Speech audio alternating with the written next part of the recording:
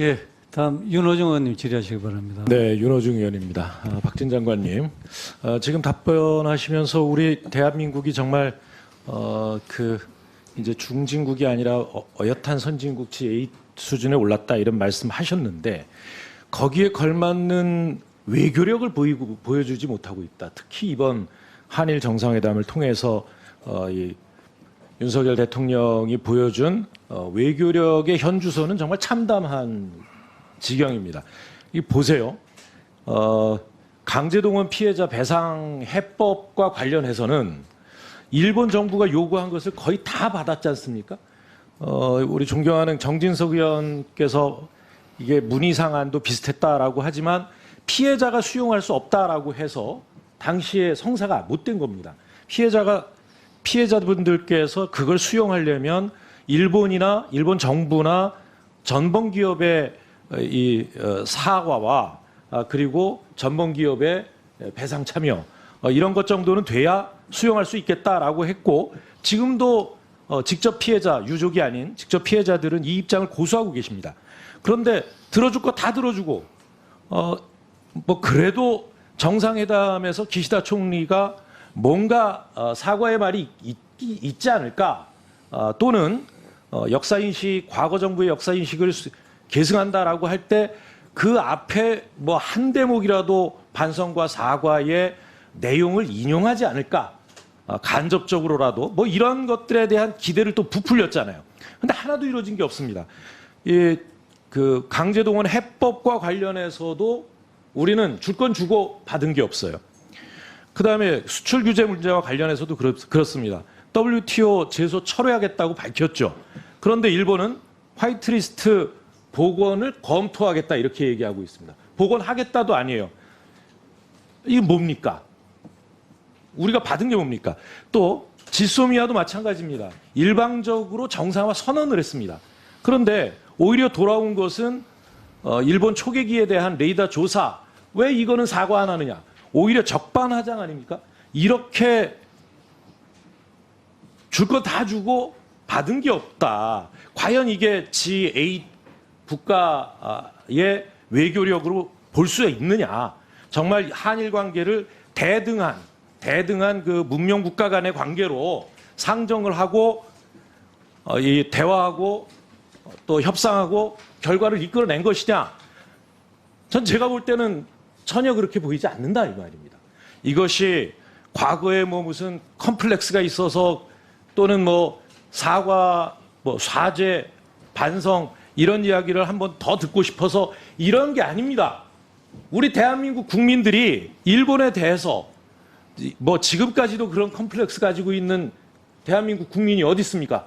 이제 우리도 당당하게 대한민국의 입장을 주장하고 우리 국익이 이거다라고 이야기하고 잘못된 그릇된 입장을 가진 일본 정부의 태도에 대해서는 꾸짖을 줄도 알고 또 그 태도를 바꾸게 할 수도 있는 그런 외교력을 발휘해달라. 저희는 이런 것을 원하고 있는 것입니다. 자 보세요. 그런데 제가 오늘 외교부 현안 보고를 받으면서 정말 참담했습니다. 이 1페이지 보실까요? 맨 밑에 한일 관계 이렇게 이야기를 하다가 왜 경제단체 쓸 때는 경단련이 앞에 들어갑니까?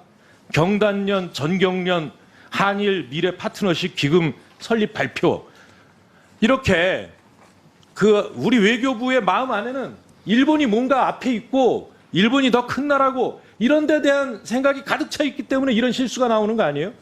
또 하나 말씀드리겠습니다. 맨 마지막 페이지 보면 우리 해법 만들면서 당시에 기자회견에서도 장관은 이렇게 말씀하셨어요. 판결금 이 재단에서 부담하겠다, 지급하겠다 이렇게 말씀하시고 오늘 보고에서도 계속 판결금 이렇게 얘기합니다. 대법원의 판결을 받아들이십니까? 대법원의 배상 판결을 받아들이십니까? 존중합니까? 장관은 존중하십니까? 네, 존중합니다. 존중하신다면서 어떻게 판결금이라는 말을 씁니까?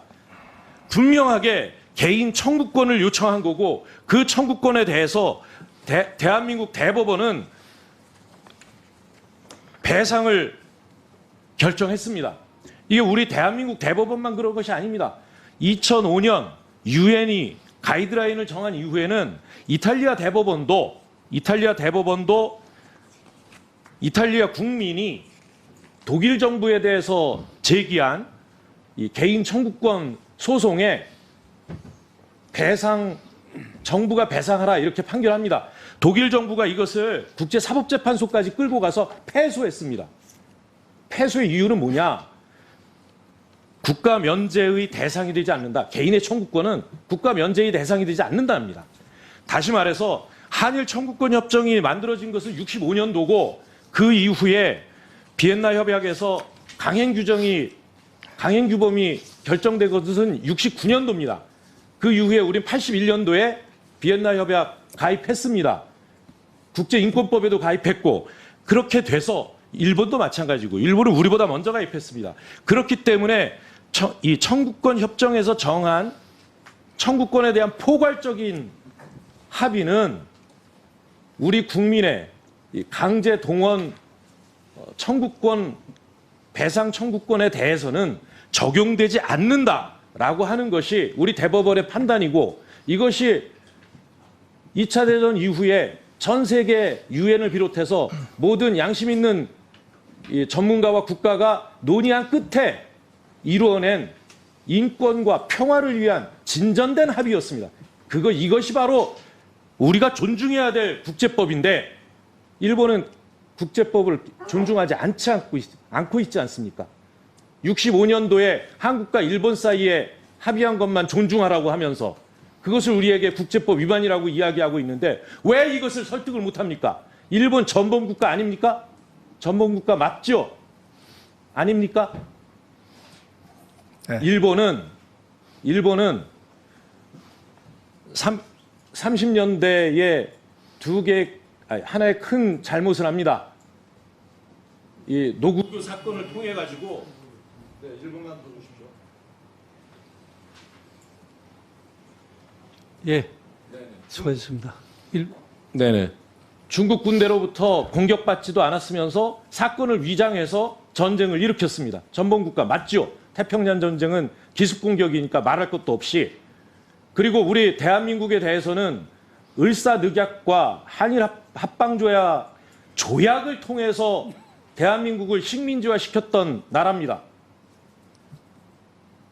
그것도 조약입니다. 국가와 국가 간의 약속이니까 그 35년 동안에 일제강점기에 있었던 강제 동원은 불법적인 강제 동원이 아니라 일본의 국내법에 의한 국가총동원법과 징용법에 의한 합법적인 채용이다, 고용이다 이렇게 주장하고 있는 겁니다.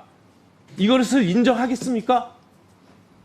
네, 의원님 지금 말씀하신 대로 일본이 전쟁의 책임에서 자유롭지 않다고 생각을 합니다. 그렇기 때문에 저희는 일본에게 평화 헌법의 정신을 준수하고 동아시아의 평화와 안정을 위해서 계속 노력해달라 이렇게 촉구를 하고 있습니다.